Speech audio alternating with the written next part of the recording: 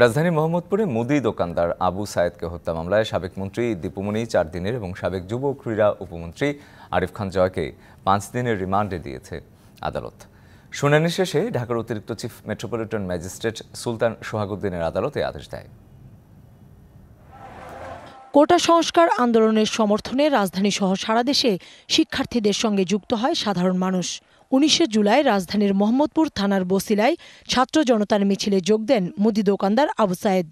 আন্দোলনে পুলিশ গুলি চালালে সেখানে মারা যান আবু সায়েদ। এরপর গণ আন্দোলনের মুখে ৫ই আগস্ট পদত্যাগ করে দেশ ছেড়ে চলে যান শেখ হাসিনা। এর ৮ দিন পর ঢাকার মেট্রোপলিটন ম্যাজিস্ট্রেট রাজেশ চৌধুরীর আদালতে SM আমির হামজা নামে এক ব্যক্তি সাবেক প্রধানমন্ত্রী শেখ হাসিনা এবং সাবেক সড়ক পরিবহন ও সেতুমন্ত্রী ওবায়দুল কাদের সহ ৭ জনকে আসামি করে মামলা করেন।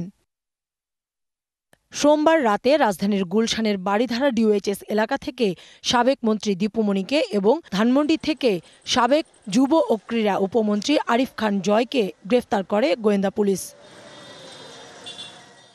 মঙ্গলবার মামলাটির তদন্ত কর্মকর্তা মোহাম্মদপুর থানার পরিদর্শক মোহাম্মদ তোফাজ্জল হোসেন আসামিদের আদালতে হাজির করে ১০ দিনের রিমান্ড আবেদন করে। এই মামলায় আপনারা জানেন ১৯ তারিখে আবু সাইদকে হত্যা করা হয়। তদন্ত কর্মকর্তার এই আবেদনের প্রেক্ষিতে বিজ্ঞ আদালত পিটিশনের গুণাগুণ বিশ্লেষণ করে এবং মামলার গুণাগুণ বিশ্লেষণ করে ১ নম্বর আসামি দীপুমনিকে ৪ দিনের রিমান্ড মঞ্জুর করেন এবং আরিফুল ইসলাম জয়কে ৫ দিনের রিমান্ড মঞ্জুর করেন। এ সময় রিমান্ড বাতিল চেয়ে জামিনের আবেদন জানান আসামি পক্ষের আইনজীবী।